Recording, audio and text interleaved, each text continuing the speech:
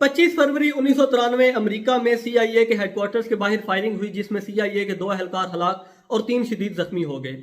इस वाक़े के बाद हमलावर तो वहां से फरार हो गया, लेकिन अमेरिका में कोहराम मच गया। उनकी सुप्रीम इंटेलिजेंस एजेंसी के 2 लोग चौक में मारे जा चुके थे। उन्होंने उस शख्स को ढूंढने के लिए जमीन आसमान एक कर दिया। इन्वेस्टिगेशन से पता चला कि उस शख्स का नाम एमल कांसी है, वो पाकिस्तानी है और इस हमले के बाद वो पाकिस्तान वापस चला गया है। अमेरिकी इंतजामिया ने पाकिस्तानी इंतजामिया को $2 मिलियन की ऑफर की और कहा कि एमल कांसी को ट्रेस करने में उनकी मदद करें। पाकिस्तानी इंतजामिया ने एमल कांसी को ट्रेस करके अमेरिकियों के हवाले कर दिया। वो उसे अमेरिका ले गए और बाद में उन्होंने उसे वहां पर जहर का इंजेक्शन लगाकर सजाए मौत दे दी। तो दोस्तों, ये वो वाकया था जिसमें कि एक सरकारी एहलकार, एक अमेरिकी सरकारी एहलकार ने यह बयान दिया था कि अमेरिकियों को पाकिस्तान को $2 मिलियन देने की क्या जरूरत थी। अगर उन्हें चंद $1000 भी दिए जाते तो वो आपको अपनी मां भी उठाकर दे देते। तो दोस्तों, ये थी उस बयान की असल कहानी जो कि आपने अक्सर इंटरनेट पर पढ़ा भी होगा। मैंने अपने कैप्शन में भी लिखा है, थोड़ी देर पहले बोला भी है। मैं बार बार उस जुमले को दोहराना नहीं चाहता क्योंकि बहुत ही शर्मनाक जुमला था ये। आज की वीडियो में मैं आपको एमल कांसी की पूरी स्टोरी बताऊंगा। वो कहां से था, उसका बैकग्राउंड क्या था, उसने कैसे ये वकूआ सर अंजाम दिया, पाकिस्तानियों ने कैसे उसे ट्रेस करके अमेरिका के हवाले किया, इसमें कौन कौन से सरकारी इदारे मुलविस थे, आज पूरी डिटेल आपके सामने रखूंगा। आइए आज की वीडियो शुरू करते हैं। तो दोस्तों, सबसे पहले तो हम बात करेंगे कि एमल खान कांसी का बैकग्राउंड क्या था। एमल खान कांसी 10 फरवरी 1964 को कोयटा में पैदा हुआ। उसके वालिद बहुत बड़े बिजनेसमैन थे। कोयटा में उनका अपना एक बहुत बड़ा होटल भी था। इसके अलावा भी उनके पास जमीन जायदाद बहुत ज्यादा थी। तो यूं एमल खान कांसी एक बहुत ही वेल्दी, एक बहुत ही मालदार फैमिली से ताल्लुक रखता था। एमल खान कांसी अपने जमाना तालिब इल्मी से ही कॉलेज और यूनिवर्सिटी के जमाने में मुख्तलिफ स्टूडेंट फेडरेशन का हिस्सा रहा था। उसके बहुत से सियासी दोस्त भी थे, सियासी नजरियात का हामिल शख्स था। पश्तून स्टूडेंट फेडरेशन का एक बहुत ही अहम रुकन था। इसके साथ साथ उसके जमात इस्लामी के स्टूडेंट विंग के साथ भी अपने बहुत गहरे ताल्लुकात थे, लेकिन वो दोनों ग्रुप्स को एक साथ लेकर चलता था। पश्तून स्टूडेंट फेडरेशन वाले उसे कहते थे कि जमात इस्लामी के लोगों के साथ ना घुमा करो क्योंकि वो थोड़े लिबरल लोग होते हैं, जबकि जमात इस्लामी थोड़ा सा इस्लामी ग्रुप है। तो दोनों का आपस में क्लैश रहता था। पश्तून उसे कहते थे कि जमात इस्लामी वालों के साथ ना घुमा करो, लेकिन उसने हर तरफ अपनी दोस्तियां रखी हुई थी। वो सारे दोस्तों को एक साथ लेकर चलता था। ज्यादा पैसा होने के साथ साथ एमल खान कांसी का दिल भी बहुत बड़ा था। वो अपने दोस्तों को अक्सर कोयटा के बड़े बड़े होटलों में ले जाकर खाने खिलवाता और उसके दोस्तों में उसकी रेपुटेशन बहुत ही ज्यादा अच्छी थी। जैसा कि मैंने आपको थोड़ी देर पहले बताया कि एमल खान कांसी सियासी नजरियात का हामिल शख्स था। जिस वक्त वो अपने कॉलेज और यूनिवर्सिटी में पढ़ रहा था, उस वक्त पाकिस्तान में जनरल जियाउल हक का मार्शल लॉ था।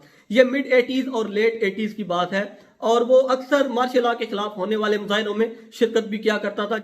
1989 में एमल कांसी के वालिद की डेथ हो जाती है और उनका तमाम पैसा उनके तमाम बेटों में बराबर तकसीम हो जाता है। इसमें से एमल खान कांसी को बहुत ज्यादा हिस्सा मिलता है और बहुत ज्यादा पैसा लेकर वो 1991 में अमेरिका चला जाता है।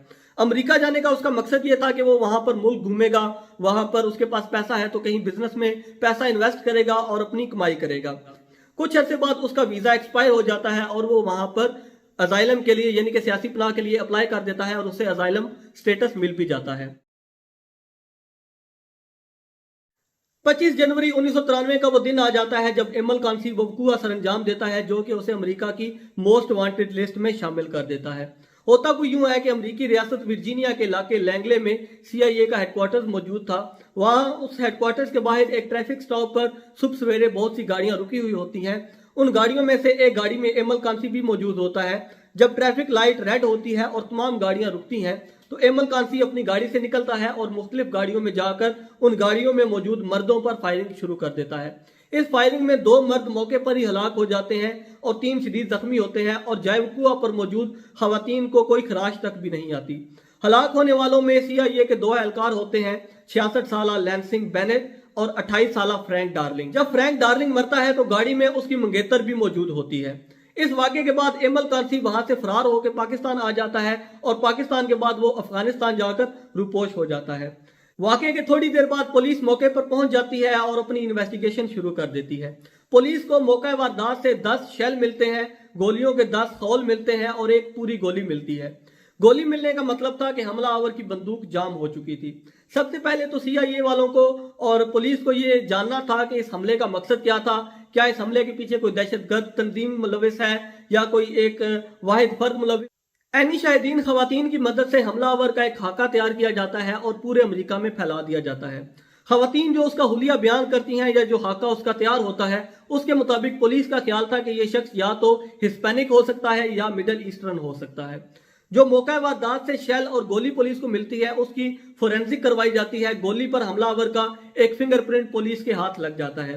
पुलिस अपने पूरे डेटाबेस में, अपनी पूरी इर्द गिर्द की रियासतों में उसका डेटाबेस चेक करती है, लेकिन उन्हें कोई सुराग नहीं मिलता क्योंकि उसका कोई क्रिमिनल रिकॉर्ड नहीं होता। गोलियों से पता चलता है और शेल से पता चलता है कि ये बंदूक एक सेमी ऑटोमेटिक AK-47 थी, क्योंकि जो ओरिजिनल AK-47 है वो अमेरिका में बैन है, लेकिन उसके बहुत से अल्टरनेटिव वर्जन जो है वो अमेरिका में मिल जाते हैं। जब गाड़ियों पर फायरिंग होती है तो बहुत से शीशे भी टूटते हैं। इन्वेस्टिगेटर्स वो शीशों के टुकड़े भी अपने साथ ले जाते हैं ताकि तहकीकात में उनके काम आ सकें। चूंकि हमला बहुत बड़ा था, 9/11 से पहले अमेरिका इस हमले को अपने ऊपर होने वाला सबसे बड़ा अटैक समझता था। उनकी सुप्रीम इंटेलिजेंस एजेंसी पर हमला था, तो अमेरिका के बहुत से इदारे इन्वेस्टिगेशंस में शामिल हो गए। CIA खुद, लोकल पुलिस और इसके साथ साथ FBI को भी तहकीकात में शामिल कर लिया गया था। FBI ने अपने एक एजेंट ब्रैडली गैरेट को तहकीकात का टास्क दिया। ब्रैडली गैरेट ने हमले की तारीख से 3 महीने पहले तक वर्जीनिया और मैरीलैंड में बिकने वाली क्लाशनिकोव्स के रिकॉर्ड तलब कर लिए। पता चला कि इस तमाम अरसे में वर्जीनिया में 1000 क्लाशनिकोव फरोख्त हुई है और इनमें से एक हमले से सिर्फ 3 दिन पहले फरोख्त हुई है। ब्रैडली गैरेट का ख्याल था कि इस तरह के जो हमले होते हैं उनमें इस्तेमाल होने वाला असला हमलावर बहुत ही थोड़ा टाइम पहले खरीदते हैं, और उसका यह ख्याल बिल्कुल दुरुस्त साबित हुआ था जब 3 दिन पहले बिकने वाली वो क्लाशनिकोव एमल कांसी के नाम निकल आई। एमल कांसी का रिकॉर्ड जब देखा गया तो पुलिस उसके दर्ज झैल पते पर पहुंची तो पता चला कि एमल कांसी के रूममेट ने उसे हमले की तारीख के 3 दिन बाद मिसिंग की रिपोर्ट लोकल पुलिस स्टेशन में दर्ज करवा दी थी। उसके रूममेट का नाम जाहिद मीर था और वो भी पाकिस्तानी था, लेकिन उसने कहा कि वो एमल कांसी के बारे में ज्यादा नहीं जानता क्योंकि एमल कांसी किसी और शख्स के रेफरेंस के साथ उसके पास रहने आया था और वो सिर्फ उसके रूम में रह रहा था और उसे किराया दे रहा था। पुलिस ने जाहिद मीर से कहा कि वो एमल कांसी के कमरे की तलाशी लेंगे। जब तलाशी ली गई तो उन्हें सोफे के नीचे से प्लास्टिक में लिपटी एक क्लाशनिकोव मिल गई।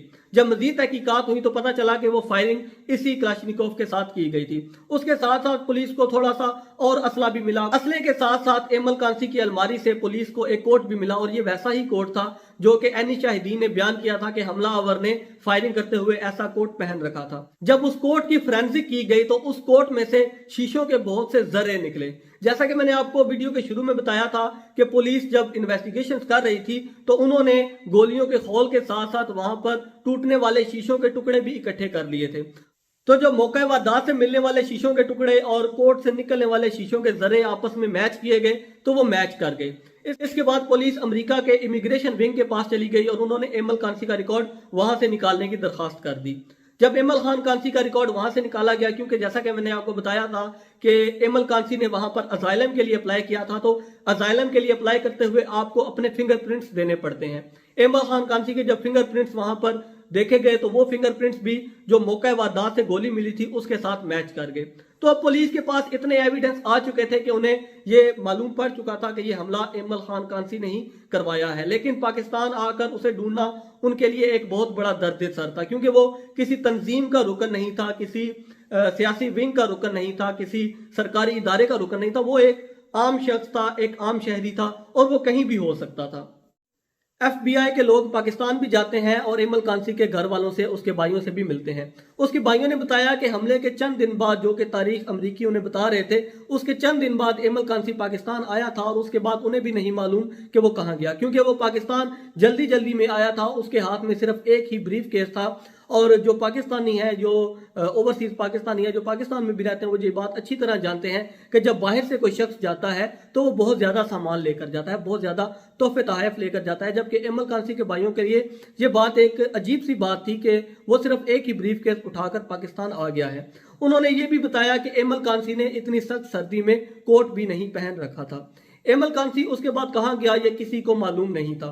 पुलिस ने उसके सर पर चंद लाख डॉलर्स का इनाम मुकर्रर किया हुआ था, अमेरिकी पुलिस ने, अमेरिकी इंतजामिया ने, लेकिन उसके बाद भी उन्हें इस बात का कोई सुराग नहीं मिल रहा था कि एमल कांसी आखिर कहाँ गया। 1993 से लेकर 1996 तक पुलिस को एमल कांसी का कोई सुराग नहीं मिलता। उसके सर पर 1993 में $3 लाख का इनाम मुकर्रर किया जाता है, जो कि 1996 में बढ़ाकर $20 लाख यानी कि $2 मिलियन कर दिया जाता है। $2 मिलियन का इनाम होने के बाद चंद दिन बाद अमेरिकी सफारत खाने के कराची कौंसुलेट को, 1996 की बात है ये, अमरीकी सफारतखाने के कराची कौंसलेट को कोयटा से एक कॉल आती है और कॉल करने वाला शख्स ये कहता है कि अमेरिका को एमल कांसी की तलाश है और वो जानता है कि एमल कांसी कहाँ पर है। वो एमल कांसी को ढूंढने में अमेरिका की मदद कर सकता है अगर अमेरिकी उसे इनाम की रकम दें तो। अमेरिकी इस बात पर राजी हो जाते हैं, लेकिन जब मजीद तहकीकात होती है तो पता चलता है कि वो सिर्फ एक शख्स नहीं है, पूरा एक नेटवर्क है जो कि अमेरिकियों की मदद करने को तैयार है और एमल कांसी को अमेरिका तक पहुंचा देगा। अमेरिकी सफारतखाने को एक शीशे का गिलास भी दिया जाता है और उस गिलास की जब फॉरेंसिक रिपोर्ट तैयार की जाती है तो उस पर मौजूद फिंगरप्रिंट्स अमेरिका में मौजूद एमल कांसी के फिंगरप्रिंट्स के साथ मैच कर जाते हैं। अब अमेरिकियों के पास मजीद इस बात की तसल्ली हो जाती है कि वो एमल कांसी के नजदीक से नजदीक तक पहुंचा। 1996 से ये सिलसिला चलता जाता है और 1997 का वो दिन आ जाता है जब अमेरिकियों को फोन किया जाता है और कहा जाता है कि एमल कांसी को डेरा गाजी खान तक लाया जाएगा और अगर अमेरिकी उसे गिरफ्तार करना चाहते हैं तो वो डेरा गाजी खान आ जाएं। ब्रैडली गैरेट, जो कि मैंने आपको शुरू में बताया था कि FBI का एजेंट था, वो अपने कुछ मातहत अफसरों के साथ पाकिस्तान आता है और डेरा गाजी खान चला जाता है। 15 जून 1997 को अमरीकी एमल कांसी को डेरा गाजी खान के एक होटल से गिरफ्तार करते हैं और उसे इस्लामाबाद लेकर आते हैं। इस्लामाबाद 3 दिन कैद रखने के बाद वो उसे वहां से लेकर अमेरिका वापस चले जाते हैं और बाद में उसे सजाए मौत दे देते हैं। अब उसकी सजाए मौत पर बाद में बात करेंगे, पहले ये बात करते हैं कि उसे गिरफ्तार करवाने वाले लोग कौन थे। 1997 में जब एमल कांसी को पाकिस्तान से गिरफ्तार किया गया तो उस वक्त पाकिस्तान का सदर था फारूक लगारी। फारूक लगारी का ताल्लुक डेरा गाजी खान से है और चूंकि एमल कांसी को भी डेरा गाजी खान से गिरफ्तार किया गया था तो ये एक तासुर था कि फारूक लगारी ने ही एमल कांसी को गिरफ्तार करवाया है, जबकि एमल कांसी ने अपनी सजाए मौत से चंद घंटे पहले दिए गए अपने आखिरी इंटरव्यू में ये बात वादे कर दी थी कि फारूक लगारी का या उसके बेटे जमाल लगारी का उस गिरफ्तारी में कोई अमल दखल नहीं है। अगर फारूक लगारी ने नहीं गिरफ्तार करवाया तो फिर एमल कांसी को किसने गिरफ्तार करवाया? एमल कांसी ने बताया कि इस सारे अरसे में जब वो के अफगानिस्तान में रहा तो वो हरात, गजनी, कलात इन इलाकों में रहा जो कि पश्तून मेजोरिटी के इलाके हैं। 1996 में जब तालिबान ने काबुल पर कब्जा किया तो वो काबुल आ गया और उसने कहा कि कंधार में एक बार उसने ओसामा बिन लादेन से भी मुलाकात की थी और मुलाकात का वाकया वो कुछ यूं बयान करता है कि एक जगह पर बहुत से लोग एक शख्स से हाथ मिला रहे थे तो वो भी उस शख्स से हाथ मिलाने के लिए आगे चला गया तो पता चला कि ये ओसामा बिन लादेन ही है। उसने मजीद बताया कि वो सिर्फ पश्तून लोगों के साथ ही रह रहा था, ना वो अरबियों से इतना ज्यादा मिलता था, क्योंकि जब तालिबान की गवर्नमेंट थी तो बहुत से अरब मुजाहिदीन और जो लोग सोवियत यूनियन के खिलाफ जिहाद करने आ रहे थे तो पूरी दुनिया से मुसलमान आ रहे थे, तो वो बहुत सी कौमियतों के लोग उस वक्त अफगानिस्तान में आबाद थे। लेकिन उसने बताया कि वो सिर्फ पश्तूनों के साथ ही रहता था और उन्हीं के साथ मिलता जुलता था। और आखिरी बार नासर कबीले के उन लोगों के साथ ही वो रह रहा था। जब उन्हें इनाम का पता चला तो उन्होंने एमल कांसी को ये झांसा दिया कि हम पाकिस्तान किसी बिजनेस डील के लिए जा रहे हैं और तुम चूंकि पाकिस्तानी हो, तुम्हें उर्दू भी आती है, तो तुम हमारे साथ चलो और इस बिजनेस डील में हमारी हेल्प करो। तो उसने कहा कि वो उन लोगों पर एतबार करके पाकिस्तान आ गया था। जब वो पाकिस्तान जब उस होटल में रेड पड़ी तो कहा जाता है कि सिर्फ 3 या 4 अमरीकी थे, लेकिन एमल कांसी का ये बयान है कि सिर्फ 3-4 अमरीकी नहीं थे बल्कि उनके साथ 10 से 15 पाकिस्तानी लोग भी उनके साथ शामिल थे जो कि उसे गिरफ्तार करने आए थे, क्योंकि उसका पूरा कमरा लोगों से भर गया था। एमल कांसी को जब अमरीकी डेरा गाजी खान से गिरफ्तार करके इस्लामाबाद लेकर आए तो वो एक हेलीकॉप्टर में आए थे। ब्रैडली गैरेट का कहना है कि वो हेलीकॉप्टर ISI के एक जनरल का था। इस्लामाबाद में एमल कांसी 3 दिन गिरफ्तार रहा, किसी पाकिस्तानी जेल में नहीं, अमरीकी सफारतखाने की जेल में। ये उसे उस जेल के गार्ड ने बताया था कि ये अमरीकी सफारतखाने की जेल है, क्योंकि उसकी मुलाकात किसी से नहीं हुई थी, ना उसे कोई वकील वगैरह करने दिया गया था। 3 दिन गिरफ्तार रखने के बाद उसे अमरीकी वहां से लेकर अमरीका वापस चले गए और उसका वहां पर ट्रायल शुरू हुआ। Robert F. हॉरन एक प्रोसिक्यूटर था, एक जज जिसे कहते हैं, वो जज था जिसने कि एमल कांसी के केस में फैसला सुनाया था। और ये जो कैप्शन में जुमला था, ये जुमला जो बार बार आप सुनते हैं कि पाकिस्तानी पैसे के लिए ये काम भी कर सकते हैं, ये जुमला रॉबर्ट F. हॉरन की जानिब से कहा गया था। 2002 को अमरीकियों ने एमल कांसी को वर्जीनिया की एक जेल में सजाए मौत दे दी और उसे जहर का इंजेक्शन लगा दिया गया।